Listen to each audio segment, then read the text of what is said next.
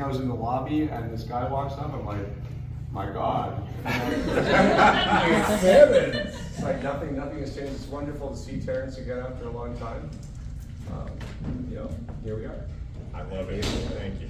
Prince disarming, or Prince alarming. Prince alarming. All right, shit. What time is it? We on target? 12 o'clock on the nose. All right, piss off anybody coming in late. You come in late, you get what you get. And it is really warm in here, and I've been doing this like for a while, like 15 minutes, like an idiot. I think we're closer to a half an hour at this point. Half an hour I've been doing this. Yes. Well, stop it. I'm not getting paid. Stop it. Just stop it. Belladonna, all right. Yeah. your head keeps getting cut off because you're standing and I'm recording. So it's up to you if you'd like to keep standing. All right. All right, I'll sit up here then. Is that good? Yes. Oh, God, manager. Give her a smooch, and she just never leaves. All right, can you see my ass? Is my butt showing? It's very alluring. Somebody's just spanking tonight. So, all right, you guys ready? Of course, let's do Excellent. it. So everybody, you guys ready? Yeah. All right, I'm going to start this off. I'm going to ask a couple of questions. I'm going to knock down up to you guys to get more, all right? All right, so here we are. Repo, not Repo Man, as it says on the side. I was trying to tell them Amelia Westford will not be here. Sorry. Oh, I did see that. Yeah, so Amelia will not be here. I'm sorry. But that's okay. So, here we go. It's not so. It's always kind of funny when you see that, to this day, people are still people are intimately involved with the project. They're still spelling Shiloh wrong, or Vile, they'll spell it B-I-L-E, just so that I know how they feel about me. Just a little glass full of Vile. I know, right? Well, I know how that is, I get a lot of shit with that. They're like, Belladonna, or what the hell is going on there? So I understand. It's all good. Do you prefer Terrance or Terry? Well, what would you prefer? Terrance, it sounds very cool. Let's go with Terry. Terry.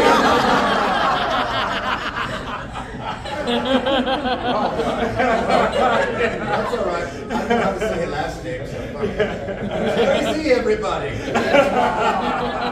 right, Terry Z. Fucking hell. Well, funny enough, I went by Terry. That's what my parents called me.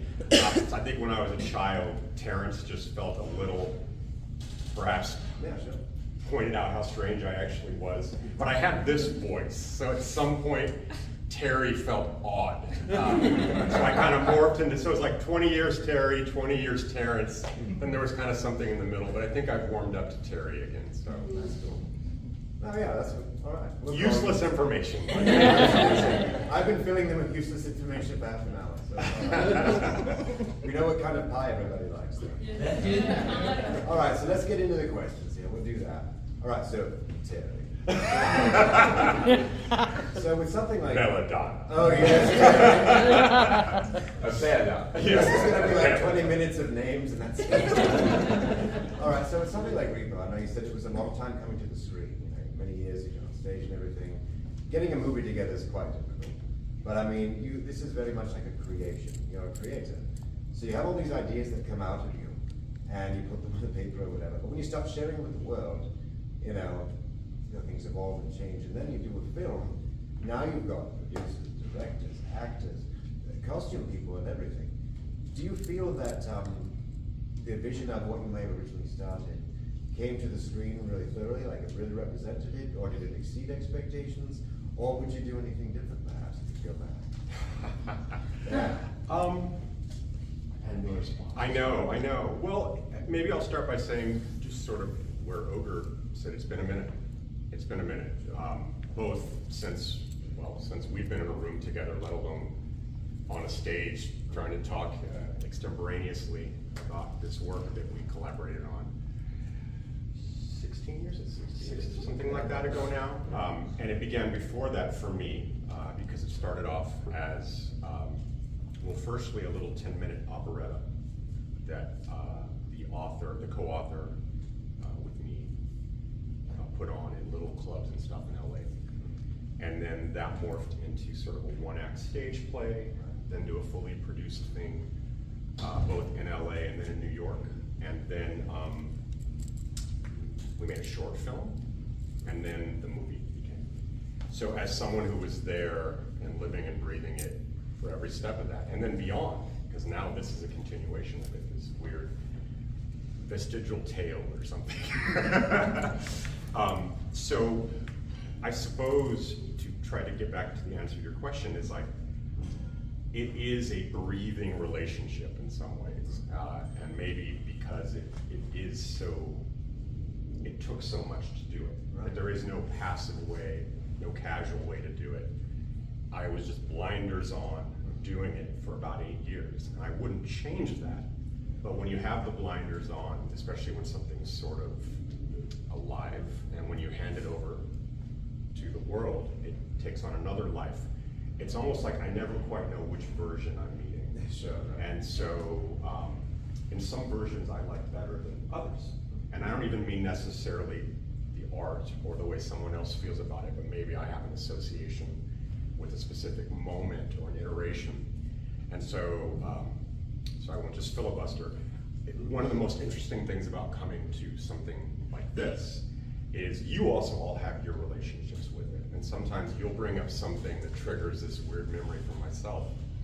And while I suspect most of you, it's the movie that you know, and maybe if you really know the movie, you know all the little warts and the wrong subtitles on the DVDs or whatever. But I might have a version of a song that might have been, okay, this is what we did in 2005 in New York. And while it might be in the movie, the line changed to this, I still kind of remember it there. And so sometimes I'll hear maybe what it actually is, or I'll hear another version, and it just whips up this whole story. And so to answer your question, it's kind of on a moment by moment basis. So it is like a living, breathing thing to this Yes, day. and as such, it's a, well, it's probably a dysfunctional relationship. So it has high highs Sure. and low lows, but Well, that's any I'm happy we creation. did it. Yeah. That's any creation, yeah. So for your character, the Grey Woman, now is that something you yourself, like this is my character, 100% this, is that only you or more people involved in creating that character? Well, that's probably the only role that doesn't have the benefit of someone else to Sure. see who did it better. Sure. Well, I mean, it's great. I mean, it's kind of like, you know, I thought of it like, you know, the play Our Town, you have the stage manager. You're like the stage manager from hell. You're sort of like guiding everyone through this story. It's pretty amazing. And you got such a lovely voice. Everybody loves that, you know. But I mean, was it really just like, this is my character? And you've been like, did you really create it completely yourself, or did anybody else kind of nudge you in different directions for that? Because when you're on film too, it's very different. Yeah, you know, it's funny. Having played a few parts that I wrote, Yeah. and music is really the core of it for me. So I like telling stories through sound. So I feel like similarly, probably in that phase, I felt a lot more like the Grave Robber, or maybe wanted to be the Grave Robber. Which is to say, cool all the time. Yeah, I know what that's Depressed, like. and you know, with insomnia and you know all that. So I think that was a version of something at the time, and just even funny enough, I was watching Fight Club the other day. First time I'd seen it in years, and it's a movie I really like. But Are we allowed to talk about that? yeah, but I bring it up because it's funny, you go back and you look at what was inspiring you maybe at the time, and so I had done all these sketches of what the Repo characters might look like. And so it's funny going back in time and going, oh yeah, this costume looks like it was inspired a little bit by The Crow, this one a little bit by Tyler Durden, this one by, you know, and it's sort of, But there's a bit at of some like, point, you know, at yeah, some point, you- hopefully it right. became original as opposed to just an Well, iteration of all it's these a things you love. conglomeration of so many things, right? I mean, all the different inspirations I have is all kinds of shit. A lot of it's this guy's fault over here. So now I'm gonna ask you a question. Don't blame me. It's all your fault. Come on. But that's the thing, inspirations, you know. I mean, when I was very young, was inspired by you, and it's all involved in many things. So now the question for you.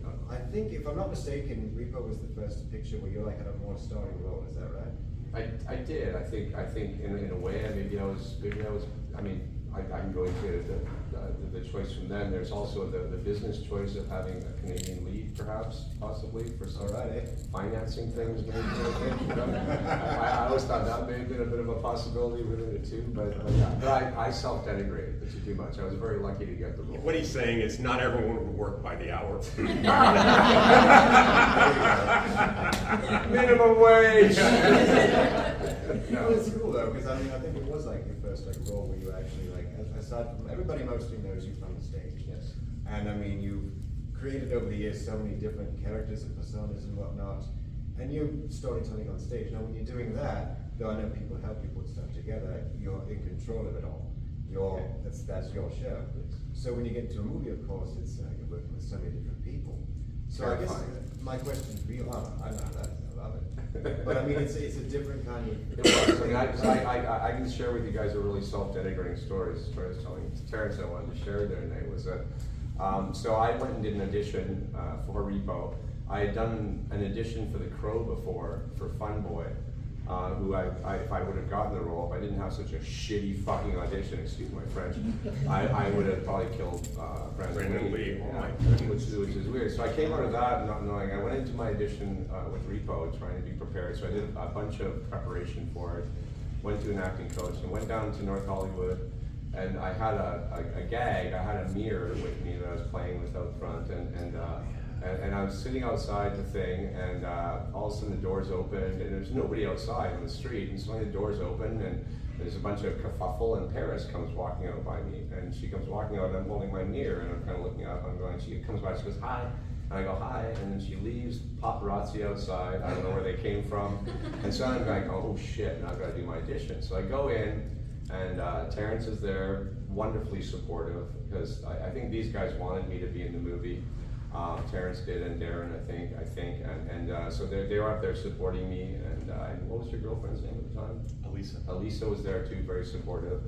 Darren was in the back, kind of sitting against the wall. And I kind of got a vibe Terrance wanted actors that could sing, not singers that could potentially act. I don't know.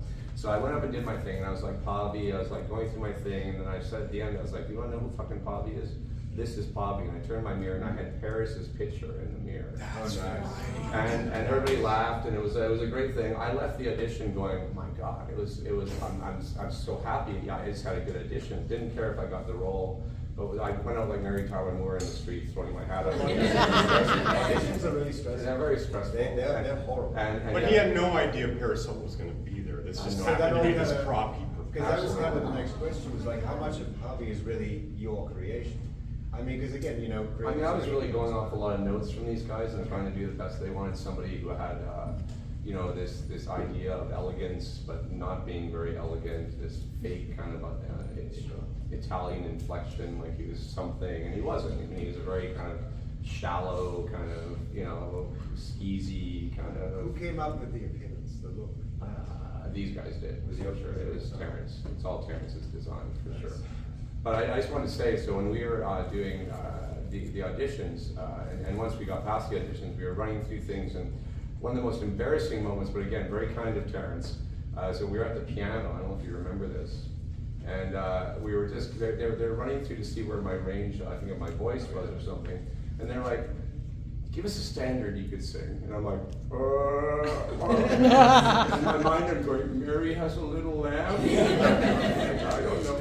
And then he decided to do Somewhere Over the Rainbow. No, I did not. And by the end, not a dry eye on this side of the rainbow. On the other side. On the other side.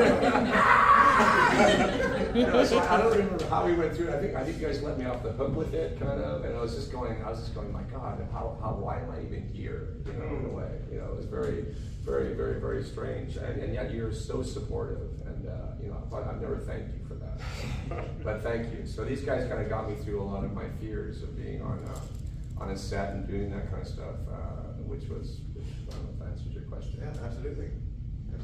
Wow, beautiful. So I mean, Pavi's voice, what did that come from? That came from me wanting to sing higher, and they wanted a broken falsetto, and that's what they fucking got. Because I remember when I first heard it, I'm like, holy shit, that's amazing. Because I was so used to the way you normally do things. And I'm like, it's so much range. Well, I'm a tenor. I think I'm a tenor. I actually went and did voice training. So I was singing in a long range anyway, I think, before. So to be able to do a tenor, yeah, incredible to be able to kind of bring that range up and be a high voice, squeaky little monkey I behind. have one us. more question for you guys. In terms of the people, did Terrance have a chihuahua? Did she have a chihuahua? Oh, did she ever dog there? I believe, yeah. So I was gonna be like each other. She's not good for much else. No, she was. Paris was She was great. very nice. Paris was great. Paris, yeah. I mean, she was very kind of self-denigrating too. I remember we were all holding her in a picture at one time, and she turned to Bill, myself, and Paul and said, "Am I fat?" I was like, "Oh." And then we were doing a rehearsal. What was that bit that got dropped? The little dance routine that we were all doing. Do you remember? Bravi? Yeah, Bravi. Okay. Bravi. We were all having problems with Bravi, with the dancing. So we had- Bravi indeed, right? Bravi. So we had to go in on a Saturday Bravi, morning. Bravi, Bravi. We had to go in on an early Saturday morning for dance training. And so we all came in and we were sitting there, and I kept walking by Paris's trailer and smelling the best freaking weed I've ever smelled in my life. What the hell? And she would just bring it across. She had that That kind answers of, a lot of questions. yeah, she could just go through a security, I found out, with no problems. And I was like, so we're all sitting there at like 8 in the morning, we're all groggy-eyed, and Paris comes in, she's all like, hi, and she's all like totally happy and cool, and she's wearing these sweatpants, and I remember that's cool, and she was eating fried rice, and the cutest thing, and I'm not saying this to denigrate Paris, I thought it was super cute. She was eating rice, and then she got up, and she was dancing, and then she left the room, and I saw the little piece of rice right between her ass cracks. Art imitating that. Well, I mean, you had so many great people here, so I was like, awesome, you know. I mean, such a great cast. I mean, it's like a guy's cooking thing, I'll be honest. I'm sure you had a lot of stresses and worries, you know. And it's an indie type thing, so it's tough. These guys had the stress. I didn't have any stress. Who is going to be? Not you. Well, it was just fun being in makeup, for sure. Well, I know what that's like too. All right, so we're gonna. Anybody got questions for the gents here? Did they actually pass out Valium for you guys? Seriously, nobody? They're right here. You've got a question. What's your name? Sarah. Sarah. By the way, I love you guys. She introduced me to you guys, but I love you guys so much. Your inspiration for Pavi, the face with the staples. We saw later on how Paris had a whole new face that just went on, no problem whatsoever, no staples, no nothing. Was there inspiration behind him having just another face on top of his face, or was there no? Instead of having like a real Like, surgery. yeah, no surgery, it was Oh, just yeah. staples. I got you. So it was like, what was the inspiration behind that? What a wild, weird little detailed question. Like, you You guys were know, scared. we're living in a world where it's like, you know, I thought it was a cartoon to draw the fish lips. And then it's like, you know, cute. And I thought, okay, for a while it'll be there, but it'll be extreme, but maybe a little shameful. And then it'll become extreme, but no one talks about it. And then it'll just become high fashion. And you'll be like, when did we agree to this? So It's like maybe- Repo predicted the future. well, something like that. So, you know, why one version of a fake plastic surgery future is wilder than another is the thrust. Well, I think one, Pavi's an extreme character. He's a psychopath too, right? Yeah. Constantly changing faces, right? And you know, it's hard sometimes to remember exactly at what point elements of the story maybe changed to, well, for example, meet the constraints of a film. So when we've been doing it on stage, I think the running time was something maybe like two hours with an intermission on top. So something like that. And I think the film is 90 minutes. So even just with that alone, like 30 minutes is going away. And it may have been more. And then on top of that, we changed things to some we just thought would be better for the film. And then of course some as you realize by doing it on stage every night, it didn't work the way you thought it was going to. So you decided to cut it. But I suppose maybe part of the answer to your question is a deviation of the story that happened at some point along the way. So when we began, we saw Roddy as a brother, not as a father. So there was like a three tenors sort of Looney Tunes-esque opera parody that we're doing.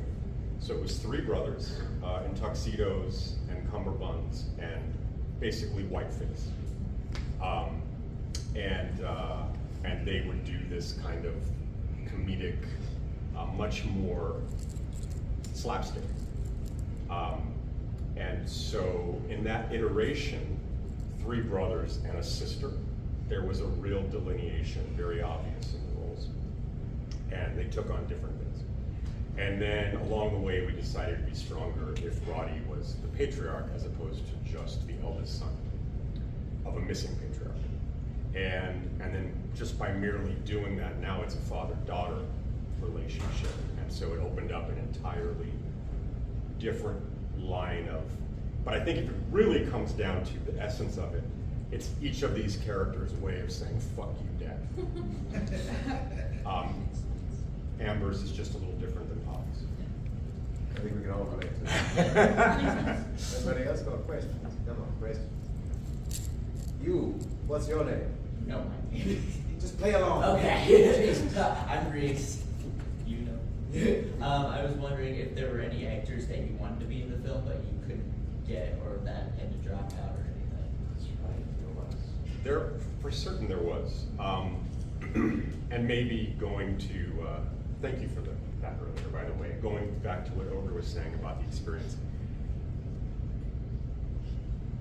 I think one of the things that made Repo cool, and also why it's clearly not for everybody, for some people it just, you know, and I'd like to think I'm one of them, which is to say that the art remained true to wherever it started, as opposed to becoming so corrupted by the process that it doesn't resemble itself anymore or something.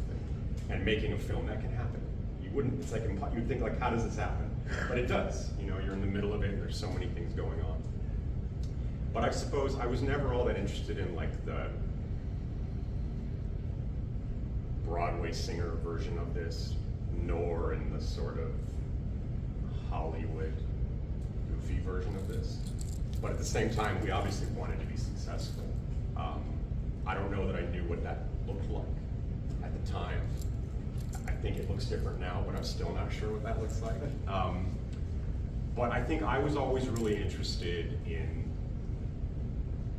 character voices, probably more so than some, gotta have this name, or you know, this person. So I think it's like the Disney cartoon in me. Like I started in animation, and I just sort of like feel like that's the difference to me. It's sort of like, where are the great voices, people that can sort of really just be distinctive no matter whatever the character is. And sometimes that really works going that direction. And sometimes you realize you lose everything in the process. Like there's no melody anymore. Everything is just character. And I'm not sure always where that lands, but perhaps the biggest casting thing, which we've talked about before publicly, but Patrick Swayze was cast as Repo Man. And we were recording him. And so because Repo's a musical and you record all the music in advance, then the actors have to learn to lip sync to their own performance on film. And their own performance might be an amalgam of multiple takes, you know, so it's like another form of a performance. And Patrick Swayze was gonna be Repo Man, and which is wild, right? Because there was one time when he was like Mr. Hollywood at this point though, you know, and it was shortly before he died. And I think that actually came into why he left, although we never had a candid conversation. There was a couple of just odd moments that in hindsight you go, oh. But it was wild. So yeah, we started recording him. And part of the process when you're doing something like this that makes that very difficult is because it's recorded in advance, it's recorded to match someone's key and even someone's performance. So we did a lot of tempo changing and stuff in the studio just to try to make it feel like it wasn't just singing to a track. So things would speed up and slow down in ways that just wouldn't happen if you were maybe just doing it, you know, just trying to form a song. So anyway, Patrick Swayze, we started recording in his keys, in his registers, including some of the heavy songs. So we had some like awesome players coming in, and then we had to redo it all when he couldn't do the movie. But what was, I suppose, the awesome thing about it is I didn't know Anthony Head before that. Bowsman was a real fan. So maybe that was the reverse there. Bowsman didn't know Skinny Puppy. I didn't know Buffy. And we met in the middle. That was a trade-off. But when Anthony came in and he started singing the parts, again, going back to that character thing, I had really, Jesus Christ Superstar is probably one of my biggest inspirations in terms of like operatic storytelling that isn't traditional opera. I love it, right? And then, so we were auditioning Anthony, and I was like, God, he sounds like Judas. And then I found out that was his brother singing on, not the movie version, the original RCA recording that they put out to sell this as a rock opera, not as a musical, like an audio experience. So Murray had, Anthony had, no idea. And I didn't want to say it because I'm like, God, he sounds like Judas. And Darren, the director, is a fan too. We're like, fuck yeah. Because we wrote it to be a rock and roll thing, and you know, we had different people play it on stage over the years. And sometimes you're like, wow, that person's voice is amazing, but it sounds like a music school. And then other people, they're great actors, but they just can't hit the note or something. And it was just like, okay, this feels rock and roll. It was like such a relief, you know, because I was thinking we're gonna have to do all this studio trickery maybe to add that on after or something. I don't know, it's silly, but that's what happens when you're sort of in the middle of this. So anyway, it ended up being like this amazing thing, because I didn't know, we were like, this is a bummer. This is who's gonna sell the movie, Patrick Swayze. Everyone knows Patrick Swayze. What are we gonna do? What are we gonna do? We spent all this time, we spent all this money. And then Anthony came in, and it was like, oh, we get to push the music now. We get to push the music. And he wanted to push the music, you know. He was never just singing it this way. And I remember Yoshiki, the engineer, was very Japanese in the sense that it was either pitch perfect or it wasn't a thing. So much so that he records vocalists like a syllable at a time. And now AI is going to do that. And thank you, Yoshiki, for speeding that along, for greasing the wheels. And so he had this moment, and it was funny. And I'm sorry for rambling, but Anthony was deliberately doing what he was doing, and that was bending notes. And Yoshiki was just like, it's not in tune, it's not in tune. And I was just like, shut up. Because, you know, then at some point he said something to Anthony, and Anthony goes, I know. And I was like, so we're like, great, we got our Repo man. All right, questions, come on, let's go. No, we'll go back. Okay, back over there. What's your name? Nicole. You go, please. So, I remember when I first saw Repo, I was just blown away. And now recently, you know, watching it again and the backdrop of reality. So when you look at the work then, and then look at kind of where we're at now, I have a lot of takeaways, but I'm very curious kind of where your thoughts go with, you know, kind of the world we're in now. Yeah. Are we in that dystopian world? No, man, I think so. No, not at all. Everything's fine. It feels like it's getting close to Well, reality. you know, it's weird, right? Because also, I don't even know, I suppose Repo was extreme in some ways, but I don't know that I ever really even saw it that way. And so even going to like today, would we even make Disney Italian accents? I want to say yeah, because fuck you. But I don't know. You know, the world changes, you change, but obviously there is a message there. I would say the thing that maybe, if there is any predictive thing in that makes me sad, or makes me wish maybe we weren't right, if there is anything to that. I think there's like a shamelessness with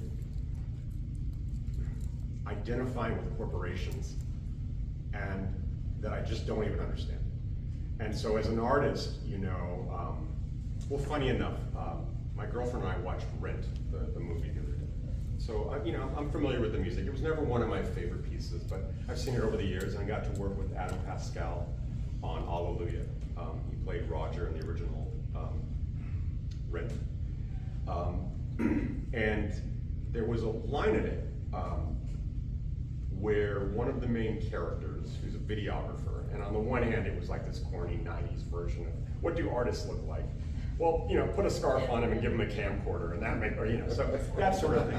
But at the same time, there was a line in it where he's offered a big gig, money, right? They're struggling artists to shoot for BuzzFeed or some TMZ like thing, and the fact that in the art he expresses not only conflict for that, but that he would be losing something. That's not the goal. At best, that might be a necessity, but I'm not even sure I buy that. But the notion that that's kind of become the goal now, and artists are just like, yeah, just sell my stuff, whatever. It just makes me a little sad, because the thing I liked, and I think I'll always be, is I like the Rebels. And I think Repo is a piece of rebellion in whatever way it was at the moment. And casting Ogre and Skinny Puppy in this role, as opposed to some, I don't know, goofy actor that had a name at the moment. Matt Damon or something. Yeah. Matt Damon. So as such, I'm so glad we did that, and then we became friends and made cool art together and made 2 more movies together. And we're not done. We're not done. All right, who else has questions? You. What's your name? Taylor. Hi. Right before when the end credits are rolling, Ogre does a rendition of the Repo Man. Is there a full version of that song recorded somewhere? There is, isn't there? There is. So I don't like the look of that face. No, well, take that. All right. Well, There is. Repo's 20 years coming up. As I said earlier, I've had a difficult relationship with it, but I've had a difficult relationship with all my art, which is to say, with this guy. So I've kind of had trouble looking back at it for a long time. But in doing so, I feel like, man, I kind of just gave it all away. But it's time to take it back.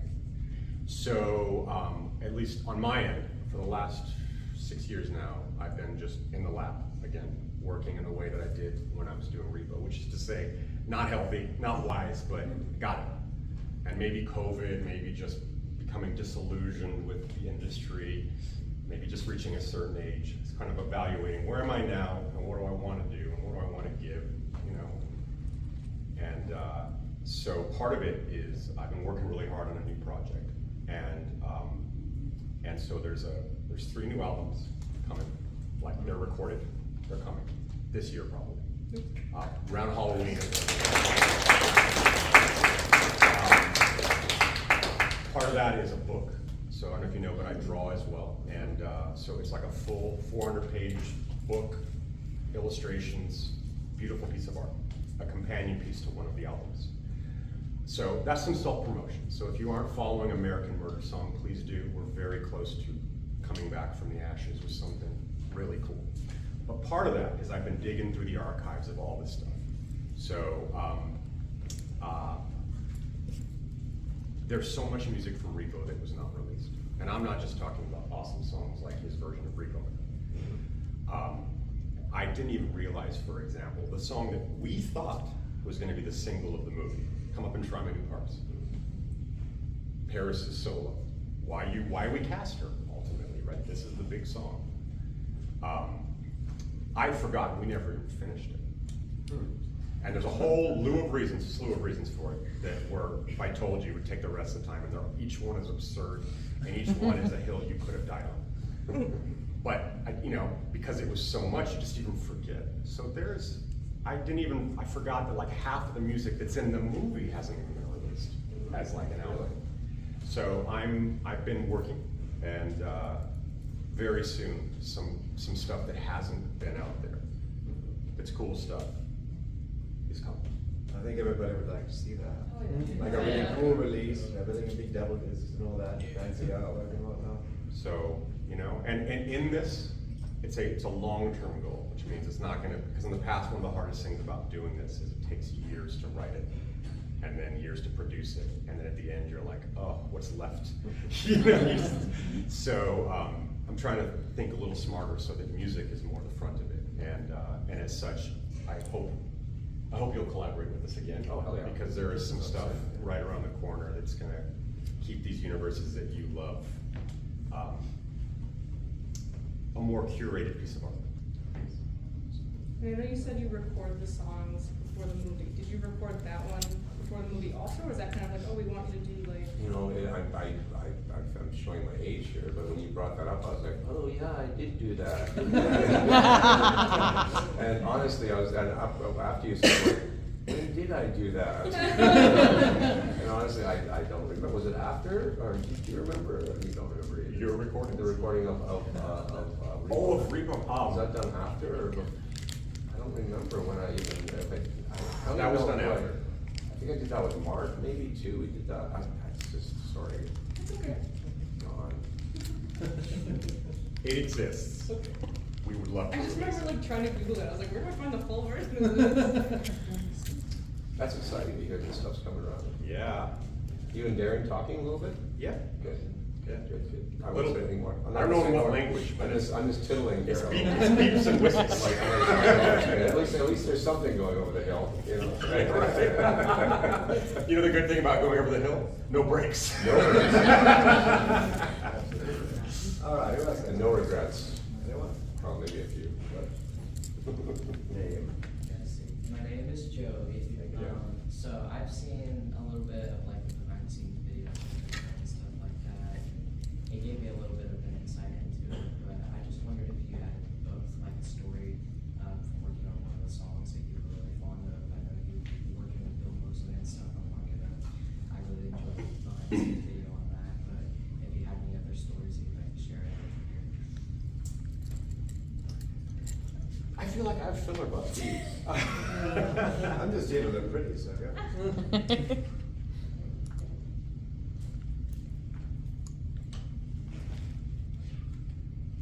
Mark It Up has been an interesting one. Is that specifically what you're asking about? Or? Oh, no, not specifically. That was just something that I thought of. Okay. Well, I will say this. The interesting thing, Mark It Up, I would say, is one of those that was more of a showstopper on stage. And it was written as such.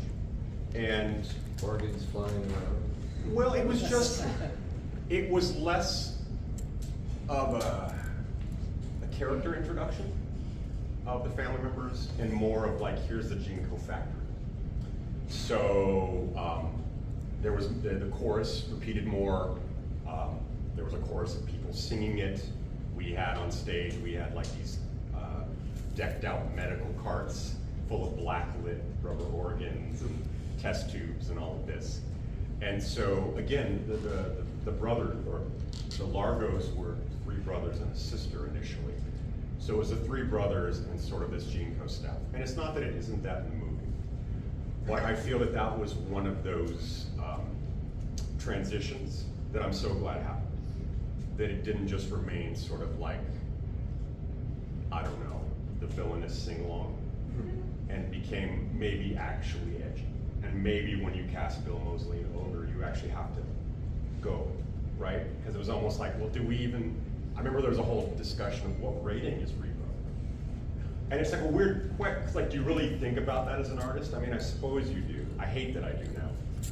But, you know what I mean? Like, so I think it was brought up and it was like, well, naturally I would think R, but why?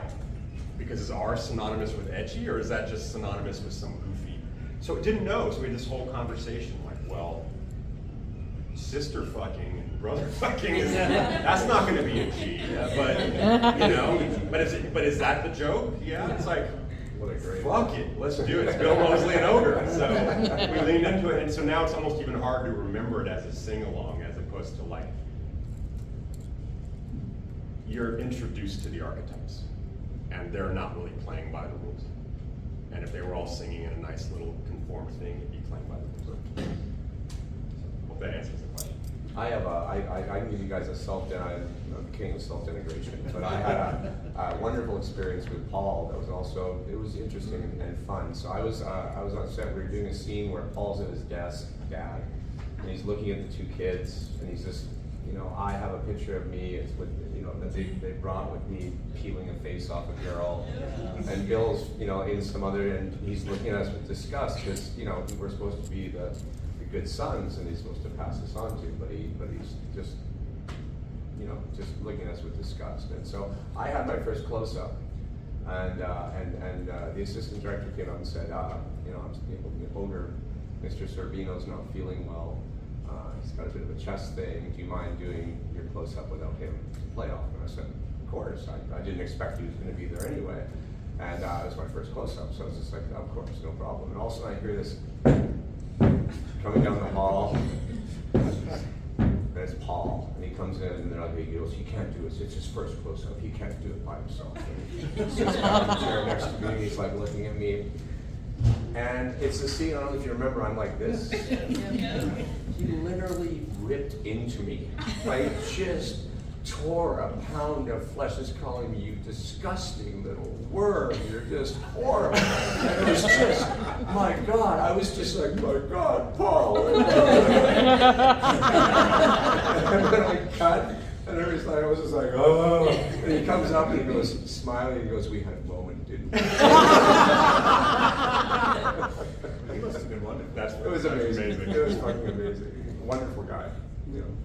That's very Paul. So one of my moments with him, it was early on in set. It was in the graveyard scene, and we had the fog machine and what have you. And I'm hearing like, Paul can't. It's like it's smoky. No, there's a fire.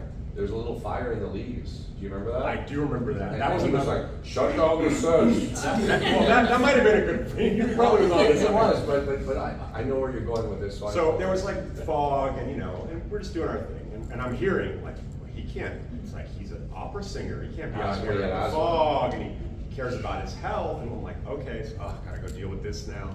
But whatever, you know, it's like you're on set. I go into his trailer, and he makes me look. He's like 6'5" and both ways. You know, it's all like he's in this tiny trailer, doors closed, smoking a cigar, like a giant dick. I just can't perform in these conditions. Zdunich. You know? And I'm like, okay, what do you need? And then he said some stupid, I just need some water or something. I'm like, awesome. Can we do this? He's like, he needed to let you know, like, you know, this smoky air. My eyes were turned, they were burning, you know, it was so hot. Yeah, I know. Does that give you a good fellas kind of moment? Anybody else got questions? Anything else? All right, you're right here. What's your name? Zoe. Zoe, go for it. So Ogre, every time I watch Repo, I'm very impressed with your voice as Pavi and how different it is from what I'm used to listening to from Skinny Puppy. Can you do the Pavi voice? It's about effect. I'll try and do the famous, my brother and sister should fuck. That was I'm a convention voice right now, I apologize. Thank you. Terribly done, I apologize. Never let me be in charge of anything. Anybody else? Questions? I saw somebody back there. Way back there. What's your name? August. August. I just had a question actually for all of you, but as artists, what is your favorite part of the creative process?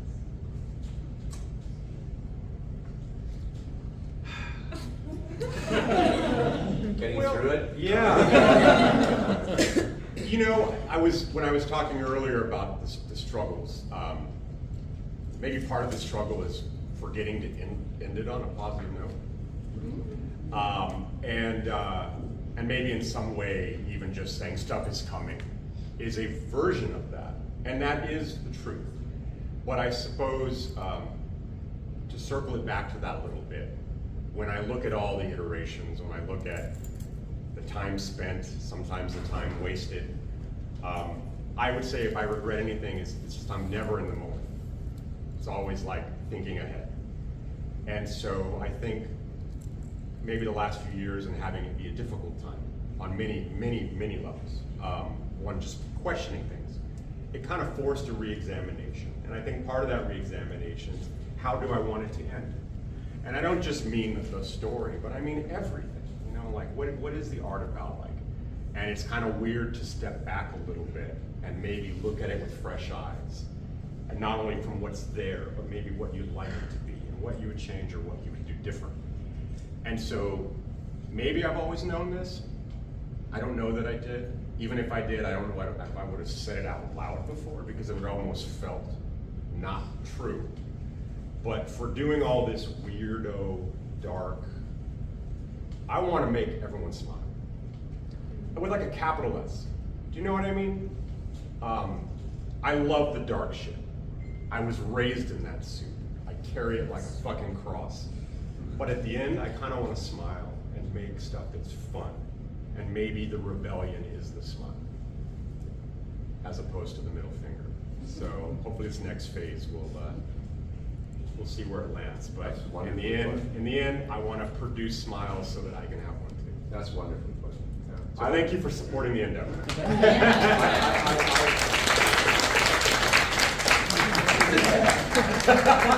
I totally agree with Terrance on all points, and I think for me, you know, art has always been like you all. I mean, I know you're probably here for Repo, probably some Skinny Puppy people, but the Skinny Puppy experience for me was, you know, I was working through a lot of issues on stage, and so I'm very appreciative in my working process of having an audience that received me and accepted what I did and all the strange stuff I was going through, which allowed me to get through a lot of things that I worked out psychologically on stage. And I think that after 40 years, the biggest thing I can say about the creative process and what you're talking about is that at some point you need to abandon the process. It becomes yours. It becomes the audience's in a lot of ways for me. And so Skinny Puppy, anything I've done with Skinny Puppy is now the audience. So I love hearing the interpretation back. Mine is kind of irrelevant because it was always meant to be cryptic and interpretive and things like that. So I think, you know, part of the creative process that you get to, that's a wonderful place to be, is when you abandon it and you don't really, it becomes somebody else's at that point, and then you can move on to the next thing with a lot less baggage. Right. I don't know, they're gonna like grab a hook and like rip us off stage at some point? Probably. What time we got? What are we We're at? probably 45, 20 minutes 47. tears. Okay, so any questions, anyone? Hey, there you go, what's your name? Josh, Josh, go for it. what advice would you give to up-and-coming actors, actresses, and filmmakers just breaking into it, whether they're 15 all the way up to 60? What advice would you give those?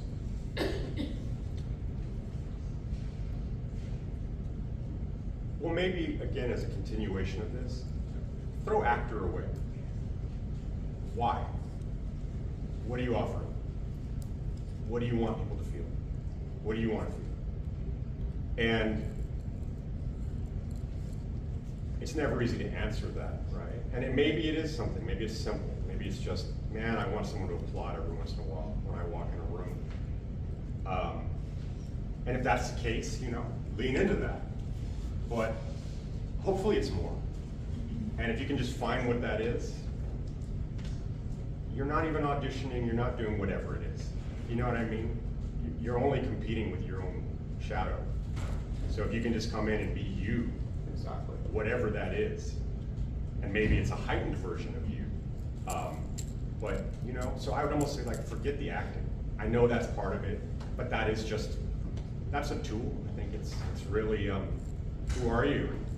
If you can lead with that, like, you know, everyone will want that. And embellish that with the character after, right? I think so, yeah. Yeah, I would agree with that. Well, I mean, I think, well, my opinion's not relevant here, but I just say, you gotta find what you love and do it. You gotta be true and honest with yourself, whatever that means. Find your art and start creating. It doesn't matter if you're 15 or 60, it doesn't really matter. Time is irrelevant. We have all the time in the world if you want it. Just find the things you love, do the hell out of it. Whatever you gotta do to make it happen. And I think, you know, things like Repo, well, like you said, again, it's a journey. And you know, all the years be with Puppy and everything else, you kind of stumble into things, and then you find your place, you find your taste, and you just build the shit out of it. You surround yourself with good people, and something you said very important, smiles. Bring smiles to people, even in the darkness. So that'd be my advice for that, though you didn't ask me, I'm sorry. I gotta say something, I'm sitting up here like this, it's very nice. Is anyone, come on. Hospitality. corpses, and of course Chop Top, which I was just blown away by as a kid. I loved that character, and so I wrote him and I said, hey Bill, Ogre, Skinny Puppy, I'm gonna be your little brother. If you want to beat the shit out of me, you want to throw me around, I'm totally down with that. And he was like, he wrote back like, what? And I looked into it and I was like, oh, he's Harvard educated. Oh, he's interviewed Edward Teller. Oh, he's done a thing on cattle mutilations. Oh, and so we met, and an incredible guy, and he took me under his wing and kind of, showed me the ropes, kind of taught me how to not get screwed by assistant ADs when they're trying to make you sign your time. All this stuff, he kind of just took me under. And then he would fuck with me on the set too. And so a little scene where him putting stuff on my shoulders, all ad-lib stuff that he would do, that was incredible and a lot of fun. And he was picking on me like my big brother. You guys have great chemistry in that. It was The amazing. scenes just like, they just come to life. It was a lot of fun. We spent a lot of time. We walked around Toronto a lot, and I think I was on his, wanting to get to know me, so we could be brothers in a way. But wonderful experience. Again, I just want to say at the end, Repo was, I think, was probably my top 5 experiences in my life. Of just an amazingly good time with an amazing group of people. I know that sounds cliche, but it really was. It really was special and fun. And one last thing was I was in full makeup. When Sarah Brightman was singing her aria and I was like the Phantom of the Opera. I was going around behind the set, hiding behind the camera, watching the scenes and everything, peeking out. So I don't think I ever got on camera, but it was a wonderful day. I was in heaven watching that. So. I have no idea if another panel's coming in or not. They told me absolutely nothing. Well, let's break this. We'll break this so you guys can go have fun for the Well, we afternoon. have, Ogre has an op in like 15 Oh, minutes. do I? Yes. All right, so. 1:10. Thank you all. Thank you, everyone. Thank you for coming out, everybody.